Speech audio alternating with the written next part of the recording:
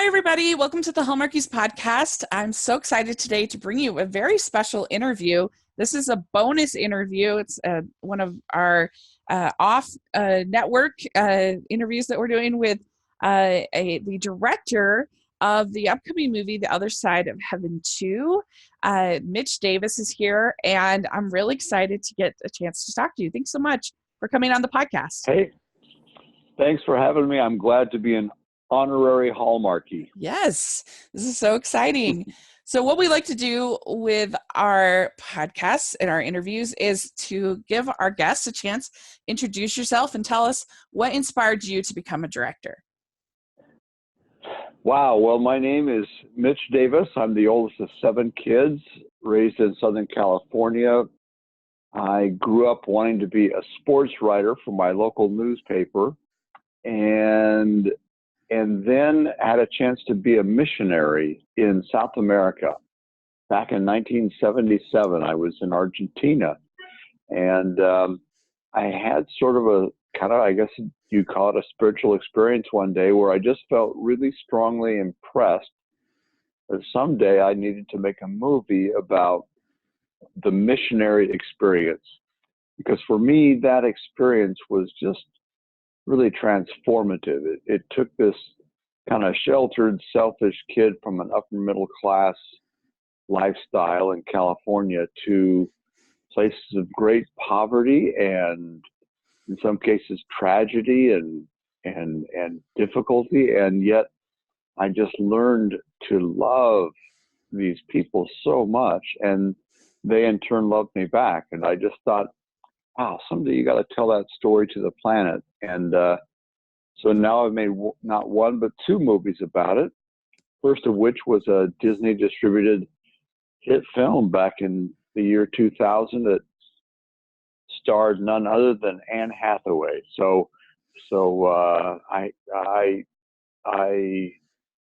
love all stories, but I think I love stories of fishes out of water, missionaries in a new, strange land,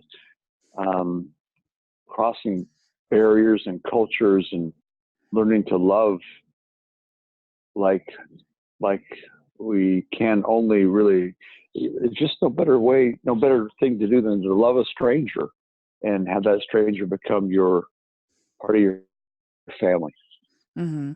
Yeah, I mean, I can certainly relate to that. I served my own mission in Indiana for almost 2 years ago. I know the feeling. Yeah. But No, it's real. It's real. Yeah. So you asked me how I became a director. The truth is I wanted to be a sports writer. All of a sudden I had this strong feeling that I was supposed to be a filmmaker. And I learned a few things really quickly. Number one, I learned that when you're a screenwriter, you have no control over what happens to your words on the page after you give them to a director and a producer. They can do whatever they want. And so I thought, well, I can't have that. I got to become a director so I can direct the words I've written in my script. And then I quickly discovered that nobody wanted to hire me. So then I thought, well, I got to become a producer so I can hire myself to direct the words that I wrote. It all started with just wanting to write a few words that would become a movie. And I've ended up, wearing a lot of hats as a result. Wow. So did you grow up, loving film, watching movies, or were you more into sports, or how did that happen?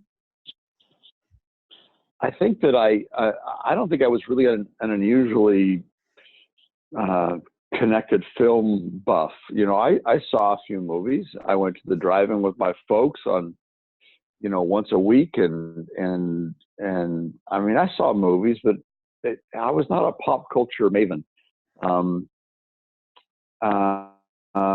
But that kind of changed. It really changed when I had that spiritual experience, because I just suddenly realized, wow, this is a megaphone. You can make a beautiful movie that will live a life and go all over the world and do good and lift people's spirits. How cool would that be? And as opposed to, writing writing an article for your local newspaper about a football game that everybody forgets the next day. So Yeah. I kind of became mission driven about making movies. And it kind of started, I actually saw, somehow I missed it my entire life. I never saw the movie It's a Wonderful Life until my freshman year in college. I took a film appreciation class, Mm-hmm.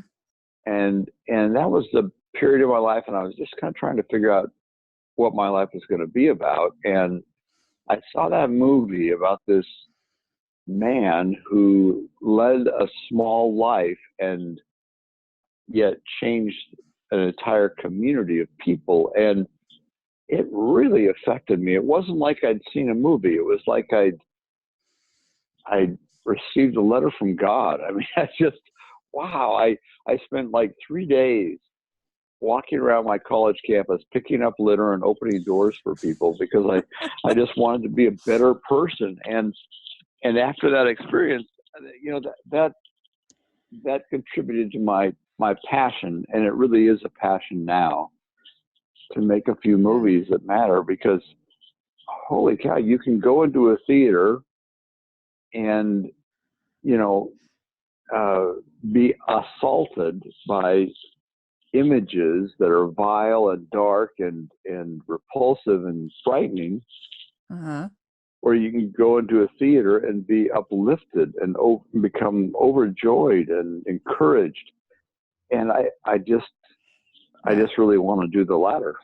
Yeah. So you were like Jimmy Stewart for a couple days there, running around. Merry Christmas, movie house. Merry Christmas. No, I really was. Listen, I'm going to make a true confession now, and this is going to be published to all the world now. Like after a rainstorm, you know how the earthworms come out and they're on the sidewalk and they get stuck. Yeah. I was walking around, helping night crawlers get back to the grass. I mean, it was that bad. It was. That's But hilarious. yeah. Oh, I love it. You should make a movie about your experience being inspired to make a movie. I think that's really cool. Yeah. So you hadn't had any real, like, this just kind of, it feels like this spiritual prompting kind of came out of nowhere in a way. Like you were just No, it really minding your did. own business. It really did. I mean, there's no question. I mean, I was thoroughly engrossed in the experience of sharing what I believed with people I had come to love. I was thoroughly immersed in that. And then just really out of nowhere, this thing, hey, someday you're going to make a movie about this. And I was like, what? But it's changed. I mean, it's that singular experience has really directed my life ever since. Over 40 years, I've been really, really working hard to make good on that. That's a great story. I love that. It's like a modern day Noah, to our Nephi. I don't know why I'm building a boat. They told me to build a boat. I don't know why. I don't know why I'm making movies. That's what he said to do. So that's great. I love that. The hard thing about being Noah or an independent filmmaker is that you drag your family along with you. Yeah. I mean, Noah didn't get on that boat alone, and he didn't build it alone. And that has been a big part of my journey, has been that I had just a dear, beautiful wife who was willing to be supportive. And I've had a family. I mean, we've made movies in Rarotonga, in New Zealand, in Israel, in Bulgaria. We've made, and now Fiji. We've made movies a lot of places, and it's never been easy, but it's been a great experience. That's great. Well, so how did you become involved in the first film originally? With this desire you had to make this missionary story, how did you end up getting involved in it?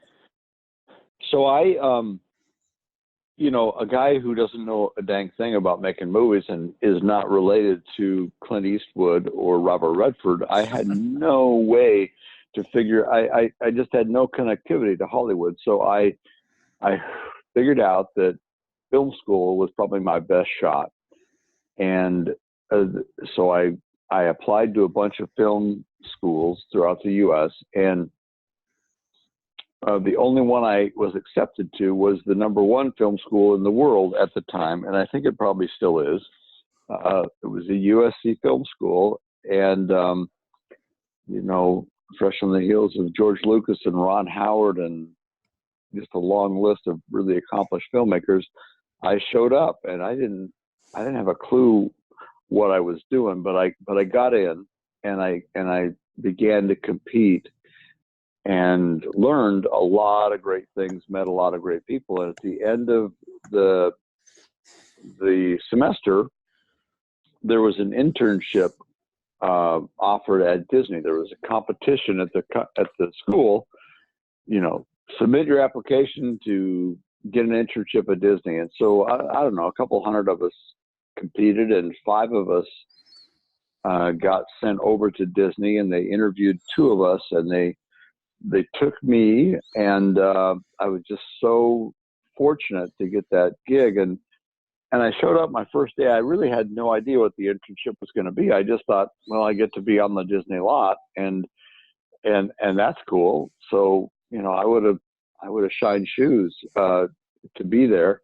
But I show up, and I say, hey, my name's Mitch Davis. She said, oh yeah, you're the new intern. You should go into that room right there. There's a meeting, and you're late. And so I walked into this room, and there was Jeffrey Katzenberg and the top 10 in-house producers for the Disney company. And Katzenberg was like on the phone with Michael Eisner discussing whether or not we should buy a particular movie. And they kind of looked at me and just pointed, and I sat down, and I realized that I had become part of what's called the creative group. It was a group of 10 in-house producers that decided what major motion pictures Disney was going to make at any given time. We developed them. We worked on the scripts with the writers. We took pitch meetings, and I was in. I was just in straight out of film school, which was just the most bizarre thing. Yeah. Wow. And yeah. No, I got to work on. After about a month of being an intern, they hired me, made me full time, and I got to work on Rocketeer, and I got to work on Dead Poets Society and Pretty Woman, and oh my God, and actually Newsies was was a movie that the writers came and pitched it to me, and a guy named Donald DeLine, and we made the buy recommendation, and that so I got to be a part of something really remarkable really fast, and I figured, it was all downhill from there. I had it all figured out, but it didn't turn out that way. It ended up being a longer journey, but that was a great start. Disney was a great start. That's really cool. Yeah, if you were there for Newsies, that was a cream kind of time. I mean, I know Newsies was a big flop, but that early 90s, Disney Renaissance and everything, that was a great time to kind of be there. Everything kind of it was very dynamic. Jeffrey Katzenberg was and still is a force of nature, and and I learned a lot just being around him and observing him. But it spawned a lot of great hit movies, and a lot of great film producers and filmmakers came out of that era. Yeah, that's really cool. Wow. I mean, I love a lot of those movies from that era. I mean, I love Newsies. I love Rocketeer. I love a lot of the live action films. And people forget that there were quite a few films that were Disney films, but they were through Touchstone or some of the other studios that they work with. Like even something like Arachnophobia. You would never think of that as Disney, but it actually Yeah, is. yeah. No, Just they were. interesting. I mean, the model back then, they were doing 25 to 30 movies a year. Uh-huh. And Jeffrey's model was pump them out at a modest budget, and we're going to spread our risk. So, if we're going to, instead of making $100 million movie, we're going to make four $25 million movies, and then Yeah. one out of those four will be a hit. And so it was an interesting time, and Hollywood has certainly changed a lot since then, but Jeffrey Katzenberg is still a major force, Yeah. having a big impact. Went Over at on to DreamWorks. found DreamWorks, and yeah. Interesting. So you're working in on the production side of things, Yeah, and so did you just come across Elder Groberg's book, or were you just presented? How did that work? That you ended up getting involved it's a in? really it's a really long story, and I don't want to bore you with all the details, but I went to film school to figure out how to become a filmmaker. Yeah. And then I worked at Disney, and then I worked at Columbia, and then I sold a script, and I got to direct my first movie, and it flopped, and I got stalled, and I actually took 5 years off of the movie business because I was kind of discouraged, and I had some church assignments that were very consuming, and I just decided to push the pause button on movie making. And then, I took a regular job. Life was good. We were making money and serving in our church. And then I was informed that I was going to be released from my assignment. It was like a 5-year assignment, and my release was coming up, and all of a sudden this little voice kind of came back in my mind. Hey, Mitch, remember that movie you were going to make about being a missionary? Remember that? Remember why you went to film school? Remember why you worked at Disney? And so I had a conversation with my wife because she knew all about it. She knew that we had sold our house and moved to LA to go to film school. So she knew that there was a reason for all that. And I just said, honey, what about that thing? And I was about, how old was I? I was about 40 at the time. And she said, honey, I think if you don't do it now, you never will. I Mm-hmm. think we should just go for it, is what she said. And so, man, I quit my job. We put a second mortgage on the house, and I had not even discovered John Groberg's book at that moment. I just knew that I was supposed to make a movie about what it meant to be a missionary. And so I sat down and started to write one. And I wrote one about my own mission to Argentina. And I thought that was going to be the one. And I showed it to some people, and they liked it okay, but they weren't jumping over the moon about it. And so I kind of scratching my head. Like, wait a second, you quit your job, you mortgaged your house to make this movie, and you don't have a movie. And a friend of mine told me that there's this book he'd read about a guy's mission in Tonga in the 1950s, and he said, you should read this. And I'd actually heard from two others about the same book, and I'd ignored them all. But he would not take no for an answer. He grabbed his copy off of his shelf and just shoved it at me and said, just shut up and read this. And so I did. And honestly, I was only like 10 pages into the book. It's a 300-page book, but I was 10 pages into it, and I just knew with every fiber of my being, this is the movie. This is it. And so then I was glad I quit my job and mortgaged the house. And I set about acquiring the movie rights. I set about adapting the book into a script. I set about creating a limited liability company and raising the equivalent of $11 million in today's dollars. And I just went after it. And I've never been well, I have been a few other times in a few other ways, but I was just so sure that the universe, God, wanted that movie done that I just went after it, and Wow. I just couldn't be stopped. And that sounds arrogant, but what I mean is I just mean that I was possessed of a kind of faith that made it impossible for me to stop. I just kind of kept going and going and going.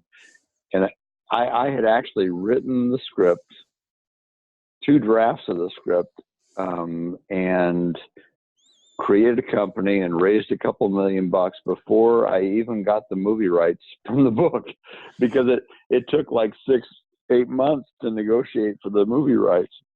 Anyway, so that became The Other Side of Heaven. That became the Disney hit with Anne Hathaway in it, and that became her first feature film role ever, and that movie has been all over the world for the last 20 years, just like Jimmy Stewart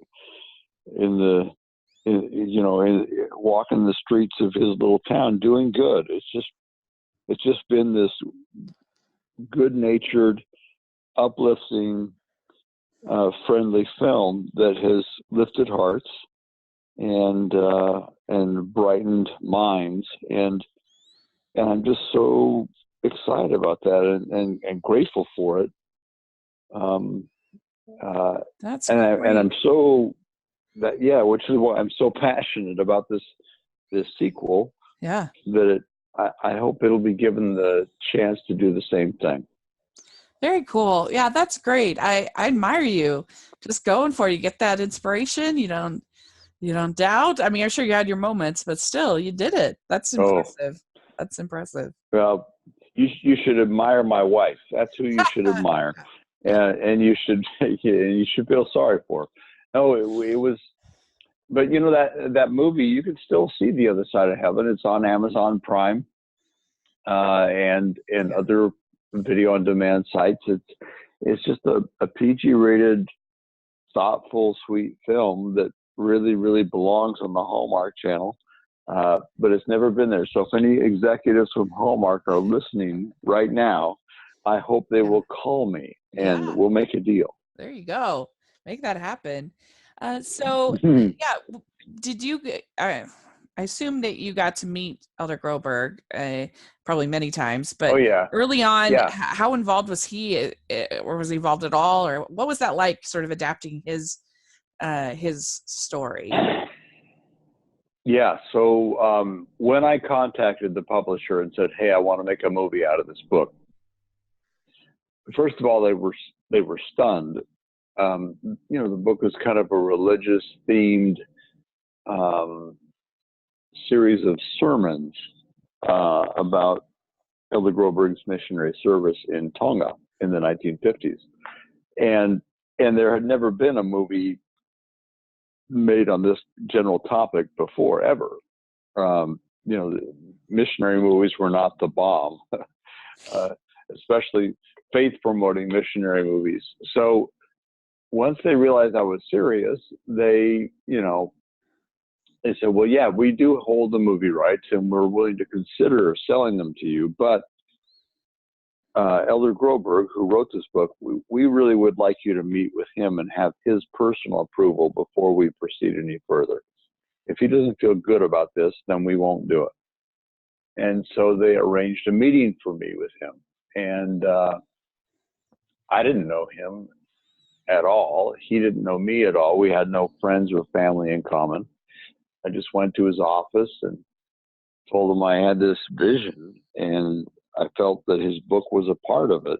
And he was initially quite cautious and reluctant, but then as I sort of explained my passion and what I felt was my spiritual impulsion to do this, uh, he got really excited, and he said, you know what? I feel really good about this.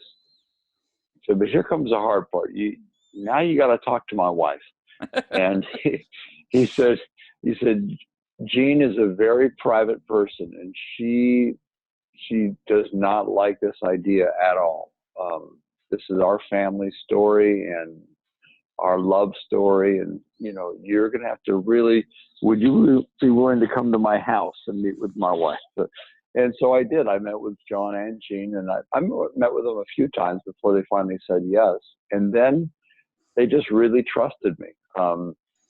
It was a 300-page book that I adapted into a 100-page script. So you have to do a lot of compositing and reorganizing and shuffling. But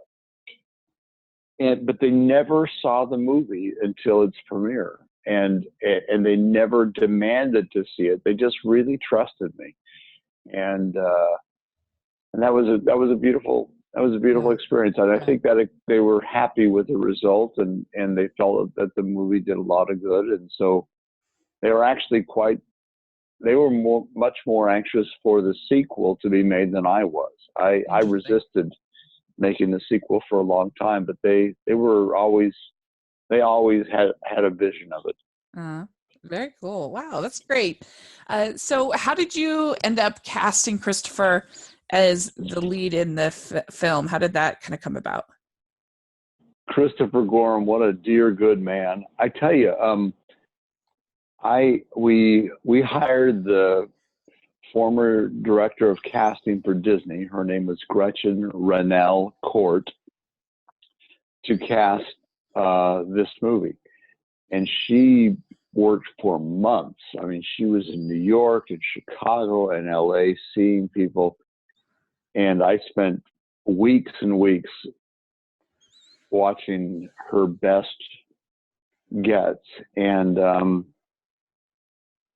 she got so frustrated with me because I was looking for light. I was looking for somebody with a gentle spirit and light in their eyes. And she just couldn't quite figure out what I meant by that. But, she brought in some great people. Paul Walker, Hayden Christensen, Shane West. I mean, there are a bunch of, and by the way, for the Anne Hathaway role, I auditioned like Amy Adams, and I auditioned a bunch of people. Yeah. But for the Chris Gorham role, for the Ella Grover role, I just kept saying no until Chris walked into the room, and I just took one look at Chris, and he's just a sweet, dear, good man. He is Jimmy Stewart. He's a Jimmy Stewart of our day, and almost really before he even auditioned or read the words, I knew he was the guy. So, and it turned out it was his first role, his first lead role in a film or a TV series. He'd always have been cast in supporting roles, and he just nailed it. And we were so grateful to get him back for the sequel. Yeah. So I've watched just about every what would be determined as faith-based films that have come out in the last 2 decades, and it's a really tough genre, I think. It is. It's very difficult to find that line between making a ministry tool and making a movie. Right. And you forget that, I think sometimes with the best of intentions of teaching about a ministry thing that you believe in, that people believe in, they can lose they're telling a story, and that they are also trying to entertain people. And something like War Room, for instance, was a ministry movie, not a movie. And one thing I always admired about this one is that I feel like they did a really good job. Those of Heaven did a really good job of telling a story and having the faith, obviously because he is a missionary, and because that's that is story first, ministry second. Is that something that you were conscious of, that you were trying to walk that line? Boy, yeah, I sure was conscious of that, and have been with the sequel. and I'm glad you think we pulled it off. I mean, it's really, really hard. Yeah. Um, because if you look at the whole faith, not just a faith film movement, but the way the world views faith right now. I mean, faith is not a popular, it's a 4-letter word. It's got 5 letters, but it's a 4-letter word right now in popular culture. And people of faith are generally depicted as narrow-minded, xenophobic, you know, bigoted, unkind, ignorant people. And we're not, Yeah. you Well, and the know? ironic thing is often I feel like it's themselves portraying themselves that way, that Well, they're no, the ones that yeah, are making the atheists all seem like horrible people that have no redeeming values. They're the ones making yeah, that the Christian characters seem super judgmental and harsh. And it's like yeah. it's an odd thing. Like I can't think of I think it's Miracles from Heaven or something with Jennifer Garner. I think Hmm. that was actually a decent movie, but Yeah, the Christian characters were so mean to her, and yeah, or like, how yeah, dare you say that this is a miracle? What do you know? And were yeah. really cruel to her. And I was just kind of like, what are they trying to do here? Like, this is weird. And or something like in Yeah, God's Not Dead, yeah, where the atheist character is is just the worst human being to ever exist. He's just an absolutely yeah. horrible person, and and it makes it not interesting. But I think that there are some that manage to find that balance, and I think it serves the ministry better when you can do that. I like Other Side of Heaven. I like The Best 2 Years. I like the one called All Saints from Hmm. a Hmm. couple years. I thought that one was really good at just telling a story about how they're building this farm, and it was Yeah. messy, and the faith is messy, and it's not. I don't really like it when I sort of joke that it's like Jesus is magic in some of these movies. Right, right, uh, right, right, and that right. I thought I Can Only Imagine was pretty solid and pretty well done. Yeah, So yeah, I agree. it can be done, and so and there's lots of incredible things that happen to Elder Groberg, uh, Yeah, but I feel like it was handled very gently, and yeah. so Well, I think that's why it worked. I want to be, I totally agree with everything you just said, but I wouldn't want any Christian filmmaker or faith filmmaker to feel like I'm throwing a stone at them, because I know how stinking hard it is to Right. get a movie made, Sure. and we all make our movies for different reasons, and we all make mistakes when we do make them, and there are always things that we're in the editing room and we think, oh man, I wish I'd done that differently. But Yeah, but that's true. but I was trained up at Disney to make fish out of water movies, to Uh-huh. tell stories of, put an ordinary person in an extraordinary situation, and you've got a movie. That's what Katzenberg used to always say. And so I agree, story first, because otherwise, the problem I have with a lot of faith films is they only have the capacity to preach to the choir, because Yeah. they're so harsh or strong or vitriolic or what, dogmatic, whatever, that the only people who are going to watch them are going to be people who already agree with them. Yeah. And I'm like, no, let's find common ground. Let's be human. Let's laugh together. Let's cry together. And then let's consider some of the spiritual content woven throughout it. But if you hit people over the head with a sledgehammer and say, believe this, you know, the only people who are going to do that are people who already do agree with you. Yeah. And so I'm grateful you feel that we pulled that off. I think in this second film, we just have done 2 screenings of it. We did a screening at the Fuller Seminary in Pasadena on Thursday of last week, Uh, to a bunch of ministers and priests and clerics, and the the emeritus president of the seminary, Dr. Richard Mao, moderated a Q&A afterwards, and I Oh, loved what he said. He said this movie is a feast for the eyes and a feast for the heart, oh, and I think maybe one of the reasons that works in these Other Side of Heaven movies also is because we go someplace else.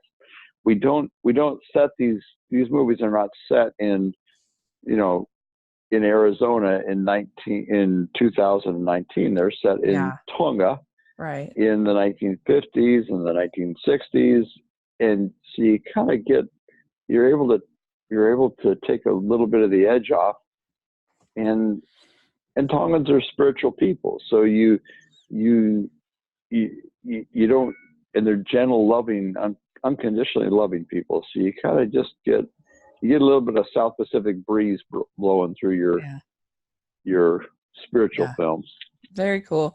Yeah. So the second one, is it based on Elder Goldberg's second book, or is it kind of an amalgamation of things?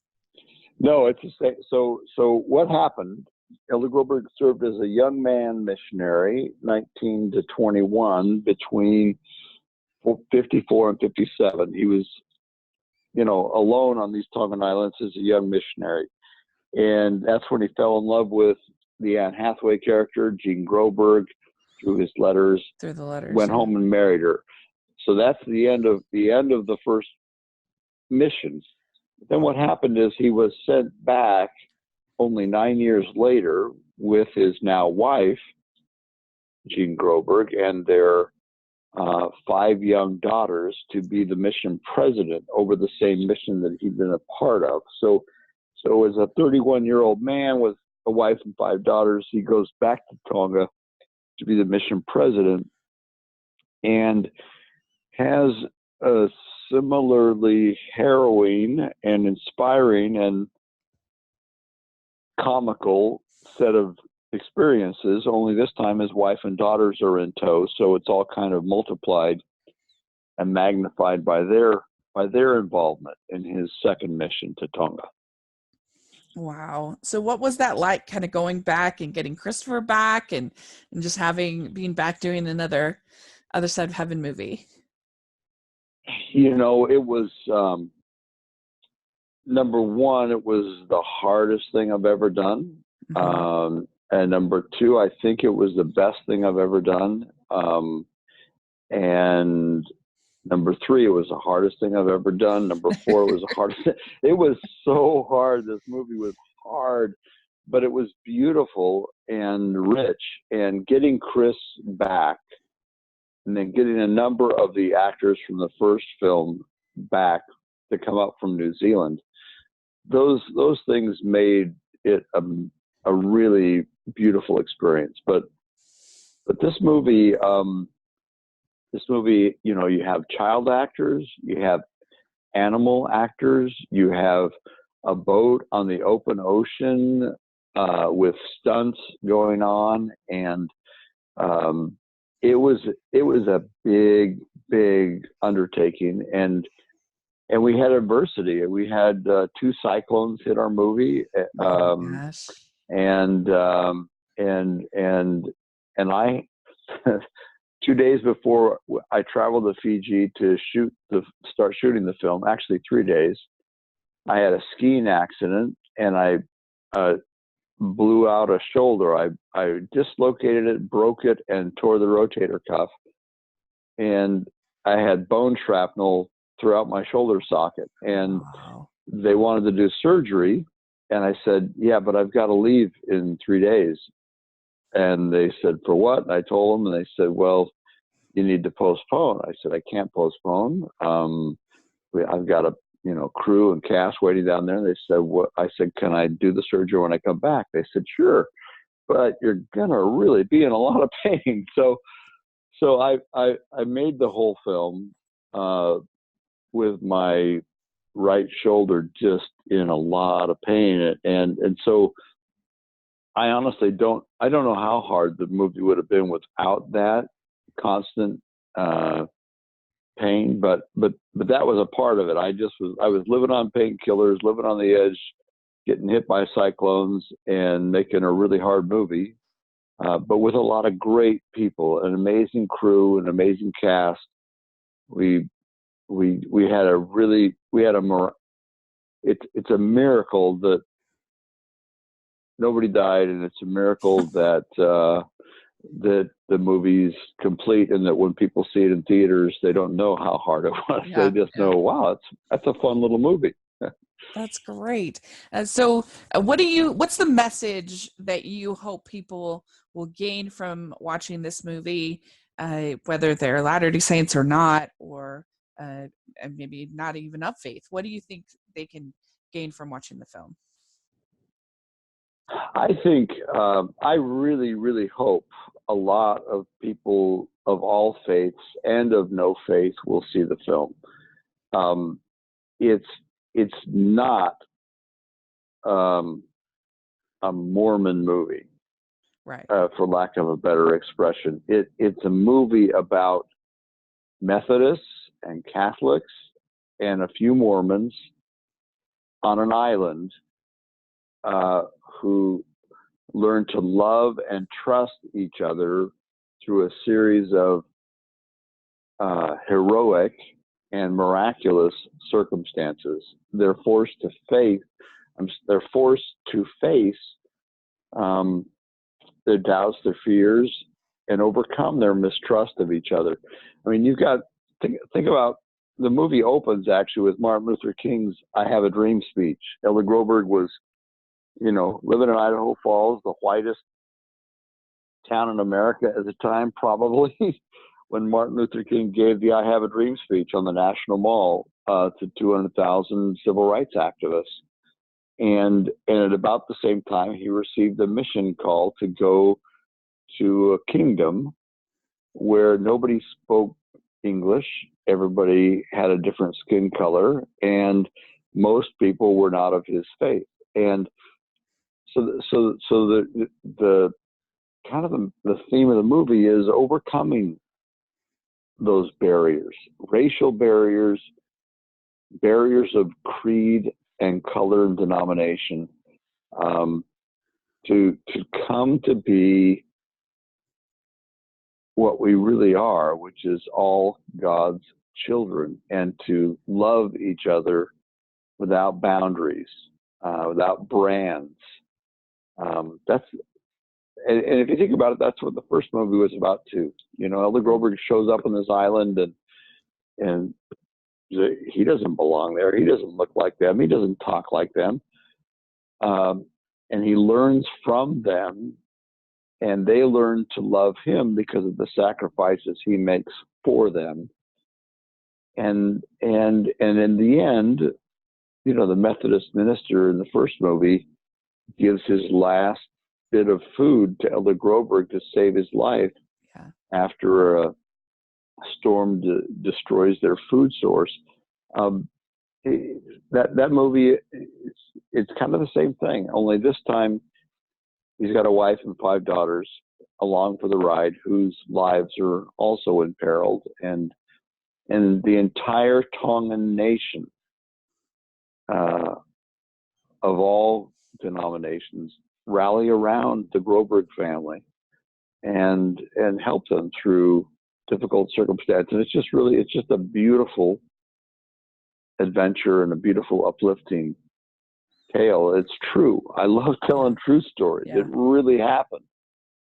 That's great. Well, I'm really excited to see it. I get to see it tomorrow, and I'll have I'll figure out some way to do a review here in on Hallmarkies podcast. I'll have lots of coverage on my other content, but that will be great. And last question I just wanted to ask you: was it pretty intimidating casting someone to play President Monson? Holy cow, was it ever?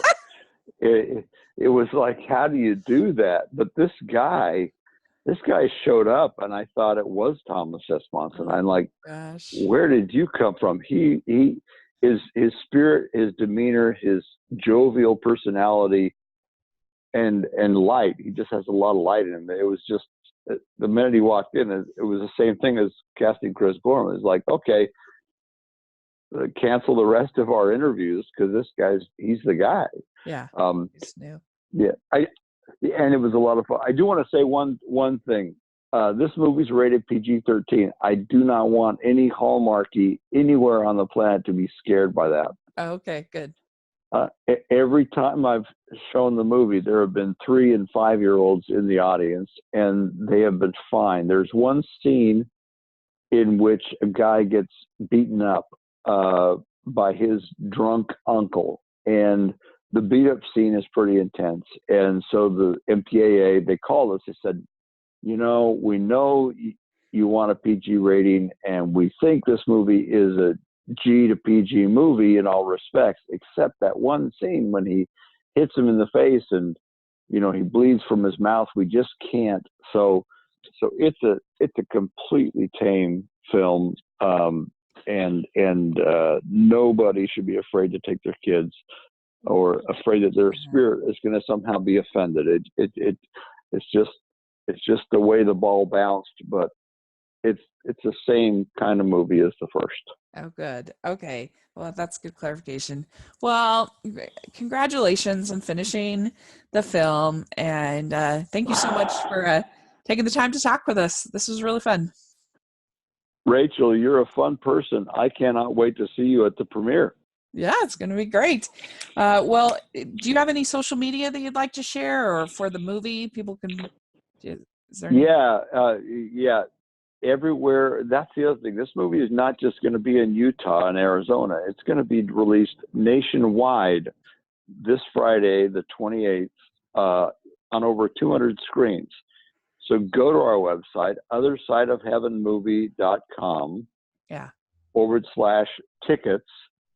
Or you can also just check locations near you. But we've got theaters all over. We got theaters from Hawaii to Anchorage to Maine and everywhere in between. So we need to fill theaters up opening weekend or they're going to go away. And I hear people complain in Hawaii, and I feel really bad for them. They say, these movies never come where we are. Well, okay, this one is.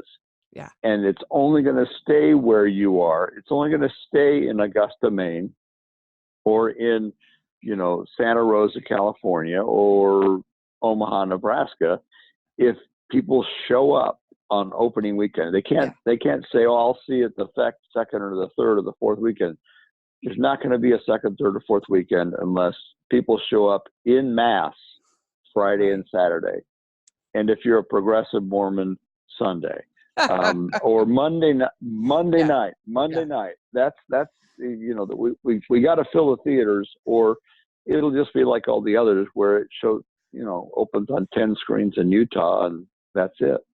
Yeah. Go. True. Tell everyone you know. It's true. Our co-host Amy lives in the Anaheim region. She said they had it in her. She looked it up. It was playing near her. So it's out there. Definitely check it out. And that'll be great. I'll put all that information. People can to the website and all that other stuff in the description section. And I don't know if are you on Twitter or anything like that you want to share? Yeah. So othersideofheavenmovie.com, the website, and then Other Side of Heaven Movie on Facebook, and we're on Instagram, we're on Twitter, but we're not very active on Twitter. Okay, so good. I just say Facebook, Instagram, and please spread the word that we got to make this opening weekend happen. And because it's just it's pretty competitive with other movies that are competing for our little screen. So it is definitely so. All right, well, great. Thank you very much, and we'll look forward to seeing the movie tomorrow. So thanks. All right. Thank you so much. Bye. Rachel. Bye. This podcast was brought to you by Hallmarkies for Hallmarkies. For more information about how you can leave your mark on Hallmarkies, visit hallmarkiespodcast.com. Link in the description.